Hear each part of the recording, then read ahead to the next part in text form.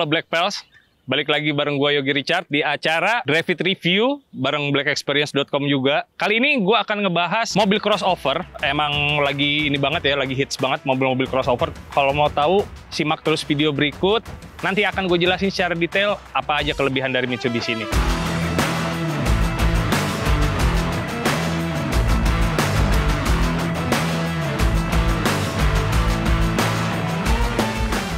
Ini dia nih mobilnya, Mitsubishi Eclipse Cross. Dia cuma emang dikeluarin satu trim atau satu level. Ini levelnya Ultimate. Kita akan bahas mulai dari depan aja dulu ya. Nah, bisa dilihat sama Black Pals, desain depannya ini mulai dari grill, penempatan lampu, dan bumper. Ini emang desain kekiniannya Mitsubishi, namanya Dynamic Shield gitu. Dengan aksen-aksen chrome di grillnya, hampir sama lah semua beberapa variannya udah pakai mukanya kayak begini ya. Oke, kita mulai dari lampu. Ini lampunya udah proyektor full LED. Jadi untuk penerangan malam-malam sih nggak perlu khawatir lagi lah, udah bagus banget nerangin jalannya ya. Terus bisa kita lihat di sini ada lampu sen sama fog lamp. Nah, untuk lampu sen sama fog lamp ini memang masih pakai bohlam biasa gitu. Kita lanjut lagi ke bagian bawah. Di sini juga ada semacam guard looks gitu untuk mesinnya, walaupun ini materialnya sama kayak bumper, jadi satu. Ini masih plastik, cuman warnanya aja memang dibedain jadi kayak aluminium look gitu, lebih gagah aja sih biar lebih sangar gitu, kesannya bisa kuat lah. Kalau Black Pals perhatiin di sini, ini kelihatan banget nih, ada kayak radiator kecil, itu intercooler. Black Pals tahu kan artinya apaan? Ini mobilnya pakai turbo. Cuman ntar kita bahas untuk bagian mesin. Kita lanjut lagi ke kap mesinnya. Kap mesin sama kayak tadi, desainnya itu pakai Dynamic Shield namanya Mitsubishi. Lekukan-lekukannya emang dibikin berotot dan materialnya sih cakep nih, kerasa gitu kokohnya gitu ya. Ini sensor depan ada 4 yang untuk ngebantu. Mungkin dia ada kerjasama sama yang di atas tuh. Pan di sini ada namanya FCM, itu Forward Collision Mitigation, yang artinya sensor ini berguna untuk kayak misalnya ada halangan atau ada orang nyebrang atau ada orang yang berhenti mendadak, sistem dari mobil ini akan ngasih tahu. Pertama, ngasih tahu ke driver bahwa ada halangan, ada obstacle.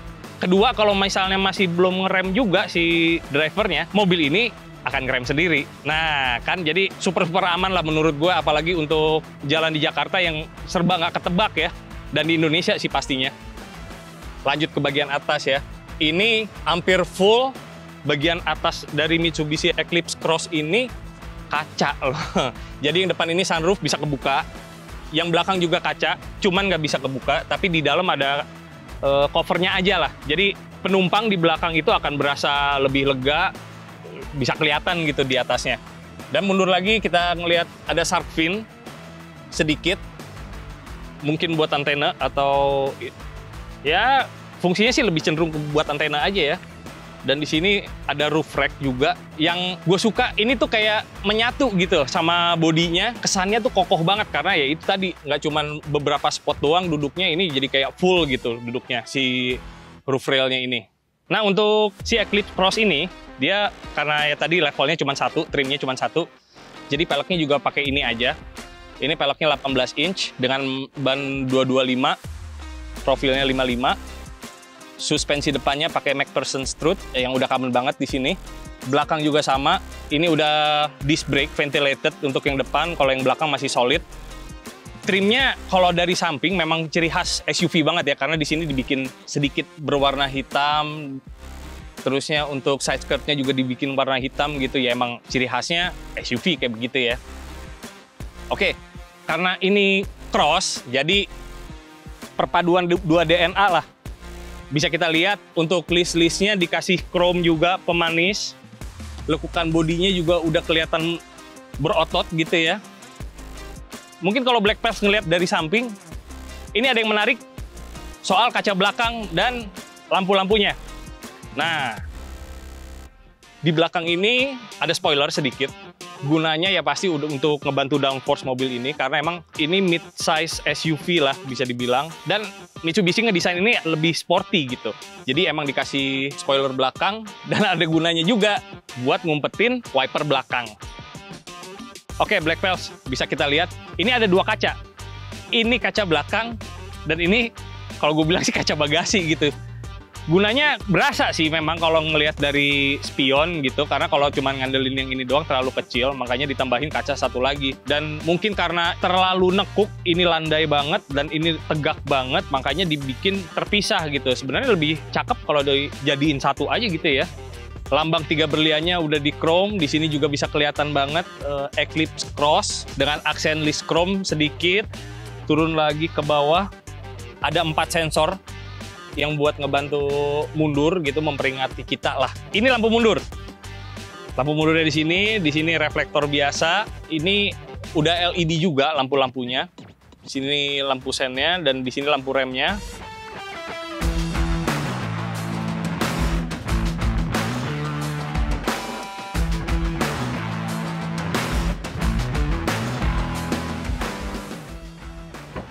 Nah, iya, nggak begitu luas ya, karena tadi kacanya ini miring, makanya jadi space-nya itu nggak begitu luas. Cuman yang menariknya ini ada cover untuk bagasi yang, nah kan nggak kelihatan barang-barang kalau kita naruh yang sesuatu yang berharga gitu, kayak laptop atau apa. Ada lampu buat bagasinya juga. Menurut gue ini rada tinggi sih, kalau bisa dikebawahin sedikit, pasti akan lebih luas lagi ya Black Pals. Kenapa rada tinggi? Ini dia, karena ban serepnya size-nya dan velgnya itu sama kayak yang terpasang di mobil ini.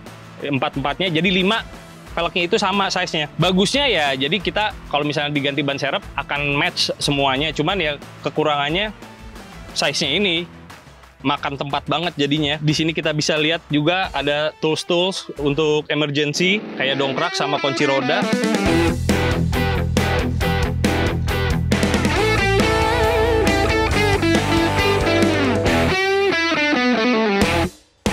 Nah, Black Pals, ini dalamnya Mitsubishi Eclipse Cross. Futuristik banget dan materialnya tuh berasa berkelas gitu menurut gue. Kita bahas dulu dari jok ya. Joknya udah full leather, kulit semuanya dengan jahitan yang warnanya dibikin beda gitu, biar lebih menonjol kali ya. Jadi aksen sportnya tuh lebih berasa gitu. Kalau ngelihat dari bentuk jok sih kayaknya megang badan gue banget sih. Kita cobain aja ya. Tuh. Di sini kerasa banget di badan tuh, di pundak ngejaga banget meluk kita gitu ya istilahnya. Jadi nggak ada, badan tuh nggak terombang ambing, apalagi lagi high speed dan tikungan. Coba gua tutup dan gue nyalain. Desain dari instrumen displaynya ini campuran. Jadi ada layar di tengah untuk informasi, dan untuk RPM dan speedometer tetap dipertahankan pakai analog. Karena emang menurut gue pribadi, gue lebih senang ngelihat jarumnya bergerak gitu ya dalam keadaan kalau mobilnya lagi jalan. Oke, kita lanjut lagi ke bagian dashboard. Ini udah soft touch semuanya, kecuali bagian bawahnya sedikit ya. Dan untuk information display-nya di sebelah sini kayak nggak ada apa-apa, kayak berasa floating gitu. Asik sih, nggak ngeganggu pandangan kita untuk ke jalan depannya gitu ya. Ini yang seneng nih yang gue mainin nih, head up display. Ini juga bisa kita setel sudut kemiringan dari si head up display ini, dan apa namanya, untuk pencahayaannya juga bisa kita atur dari gelap ke terangnya. Coba yang untuk information display ini dibikin bisa ngumpet juga ya, pasti lebih keren tuh. Oke, lanjut lagi ke ini. Berasa banget desainnya dibikin sporty dan detailnya juga niat banget ya. Kita bisa lihat ada aksen-aksen karbon di belakang information display ini, ada karbon, di sini ada karbon dengan trim-trim yang dibikin aluminium look, dan ini kayak ada aluminium yang megangin si dashboard sampai ke konsol tengah sini. Lanjut lagi ke bagian bawah, ini untuk AC ini dual zone, cuman kiri kanan aja, udah cukup lah, udah cukup canggih. Di sini ada 2 USB port yang bisa langsung link ke entertainment-nya, entertainment sistemnya. Jadi kalian ngecharge, kalian bisa ngedengerin lagu dari handphone atau untuk navigasi gitu. Terus di sini ada juga power outlet yang emang nggak dikasih lighter dari Mitsubishi. Mundur ke belakang, shifter.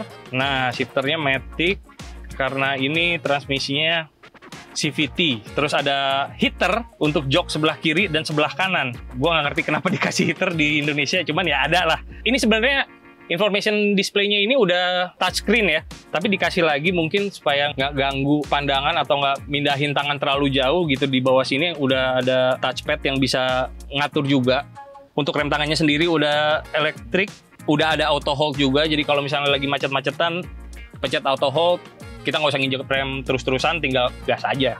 Armrest yang sekalian ada buat kontainer, wadah, apalah, buat naruh dompet mungkin atau barang-barang kecil-kecil gitu. Dan ini mungkin buat tempat kacamata dan bisa digeser-geser. Kita lanjut lagi ke bagian setir. Di bagian setir juga berasa banget kesan mewahnya karena di sini dikasih chrome-nya sedikit, list-listnya dan glossy gitu. Ini udah kulit juga, kontrolnya banyak banget di sini dan pedal shift-nya gede banget ya. Jadi nggak nyarinya tuh gampang gitu loh.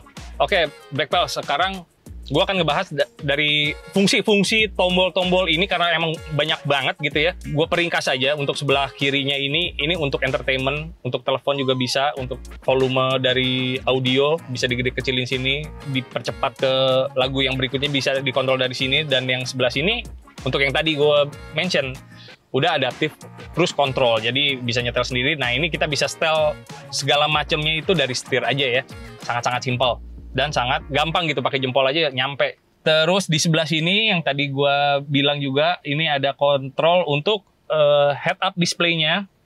Ini sekarang gue coba tutup. Terus sebelah kanannya itu ada untuk matiin traction control. Dan paling pojok kanan ini ada yang tadi gue bilang FCM, Forward Collision Mitigation. Nah ini pun kita bisa setel. Tuh. FCM far, berarti dari jaraknya itu akan lebih jauh, dia udah ngerem sendiri atau nggak ngasih warning ke kita, middle sama near. Nah, kita bisa adjust akan sedekat apa nih sampai warningnya bunyi gitu. Di bawah juga ada untuk matiin atau ngaktifin sensor mundur. Dan bisa kita lihat di sebelah kanan kontrol untuk power window, terus di sini kontrol untuk ngelipet spion pun di sini. Door trim juga udah soft touch dan dikasih aksen glossy dengan handle yang dibikin dari mungkin stainless atau stainless look aja, cuman kerasa banget sih mewahnya. Di door pocket juga bisa naruh untuk macam-macam minuman, lumayan besar door pocketnya. Dan laci sebelah sini udah soft opening juga ya. Ada beberapa tempat untuk naruh manual book atau apa. Dari looks-nya futuristik, fungsinya juga sangat fungsional dan gampang terjangkaunya, jadi nggak ngeganggu si pengendara. Fokusnya jadi tetap bisa ke jalan sambil bisa dikontrol semuanya. Gitu bagian depan. Kita lanjut pindah ke belakang. Let's go!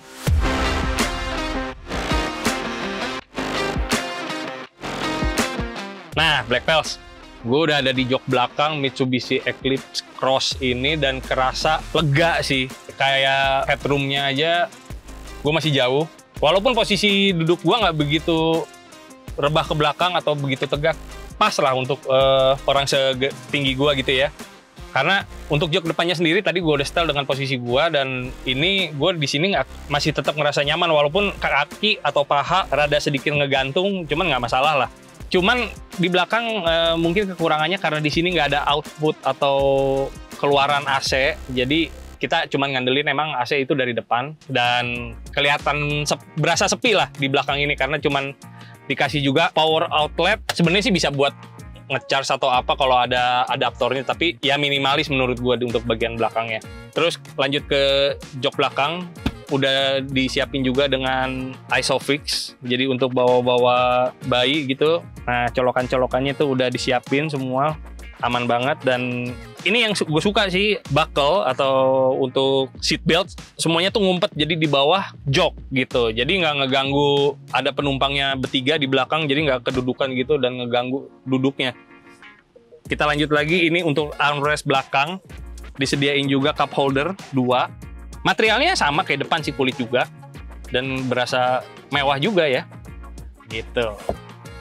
Ini bisa di-adjust juga untuk headrest-nya. Nah, pas nih sih gini. Ayo langsung jalan deh. Cuma sebelum jalan, kita ngecek mesinnya dulu yuk.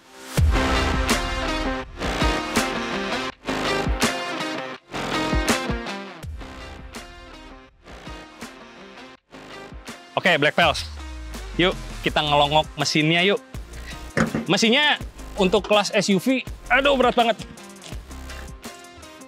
Mesinnya berat dan sayangnya masih manual gitu, nggak ada shock teleskopik.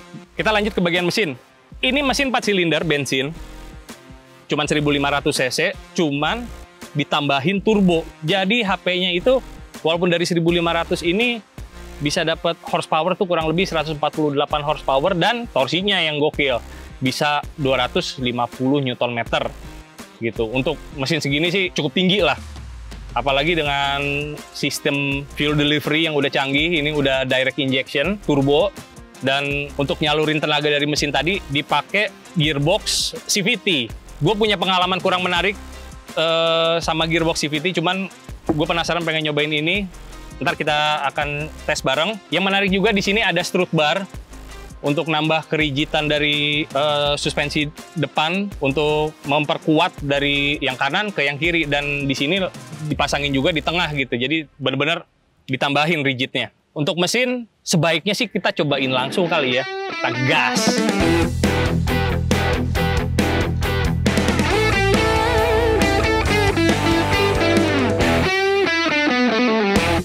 Gue pengen nyobain alat ini nih. Ini produk dari Shark, namanya Shark Car Air Purifier, buat ngebersihin udara di ruangan mobil ini. Jadi untuk partikel debu, bau, atau hal-hal yang nggak sedap bisa disaring pakai alat ini. Alat ini cukup compact karena muat di slot cup holder untuk tempat minum gitu. Dan ini cukup powerful karena ada dual inlet untuk masuk udara gitu, jadi gede banget. Dan untuk ngebersihin udaranya cepet banget. Gue paling tadi tinggal cuma 3-5 menit, udaranya tuh feelnya lebih enak, lebih seger dihirupnya, dan lebih nyaman aja. Oke, sekarang kita cobain ya, test drive Mitsubishi Eclipse Cross ini. Yuk. Oke, untuk posisi mengemudi memang dibikin lebih tinggi ya, ciri khasnya mobil SUV gitu, dan tapi joknya emang berasa lebih sporty gitu, jadi megang badannya tuh lebih erat. Dari grip aja deh, dari grip untuk setirnya ini pas banget, karena ini juga setirnya udah adjustable, bisa maju mundur, teleskopik, bisa naik turun, bisa tilt, walaupun ini masih manual ya. Ini gue coba yang low speed aja dulu.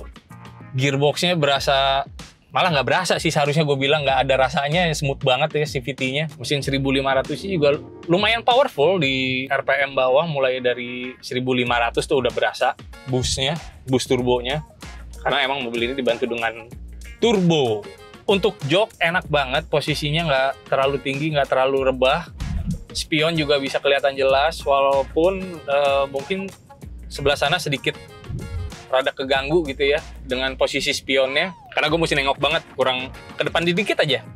Ini hitungannya jalanannya bumpy ya, dan suspensi si Eclipse Cross ini gue bilang empuk sih, apalagi dengan bodi segede gini, bantingannya kontrol kelihatan jelas. Oh ya, gue mau cobain ini nih, nyalain, cung. Nah, head up display-nya yang futuristik gue bilang.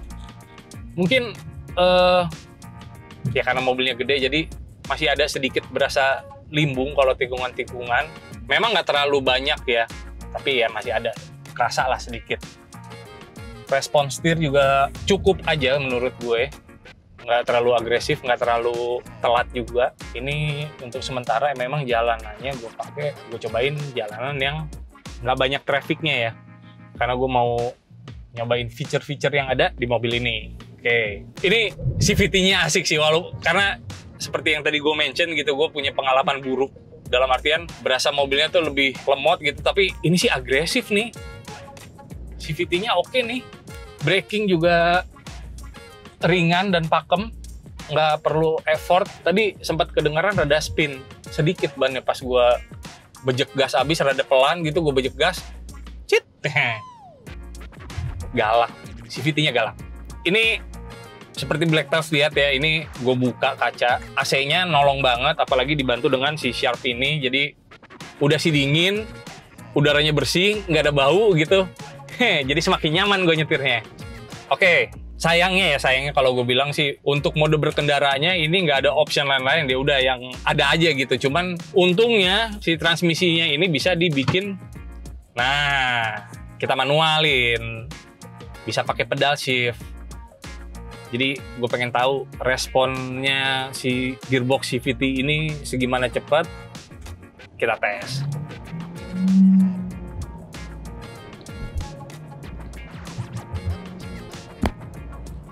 Wuhui. Oke, responnya oke banget. Karena CVT jadi kayak RPM-nya tuh segitu-segitu aja gitu ya. Cuman berasa mobilnya lebih laju gitu. Nguang. Nah, bisa spin tuh dia. Smooth banget sih. 8 speed. Kayaknya butuh jalan yang lebih gede. Cuman untuk responnya dan cara si transmisi ini untuk nahan power di RPM berapanya tuh enak banget ya.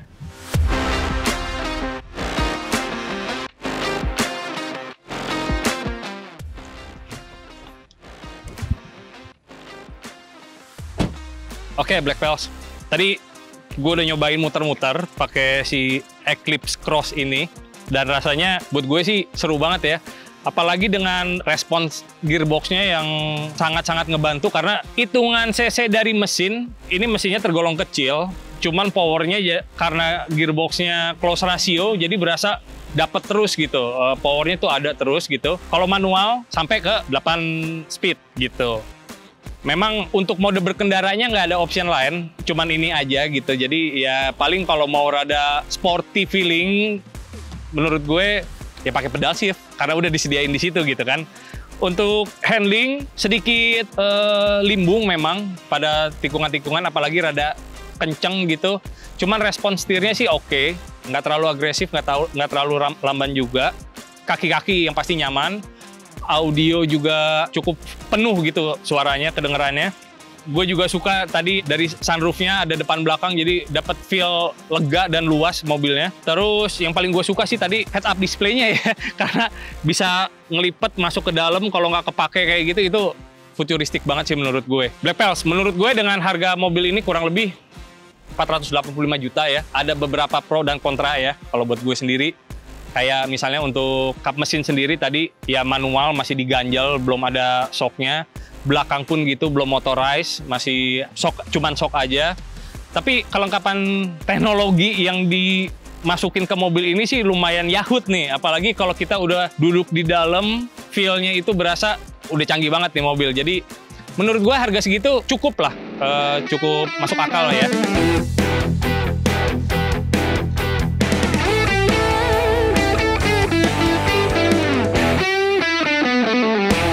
Oke, Black Pals, gue rasa cukup sekian dulu review dari Mitsubishi Eclipse Cross ini. Makasih banget buat Mitsubishi udah minjemin kita mobil ini buat nge-review. Makasih juga buat Sharp yang udah nyediain. Tadi ada car air purifier-nya yang sangat ngebantu banget. Gue nge-review tadi dalam mobil, jadi udaranya tuh lebih fresh gitu ya.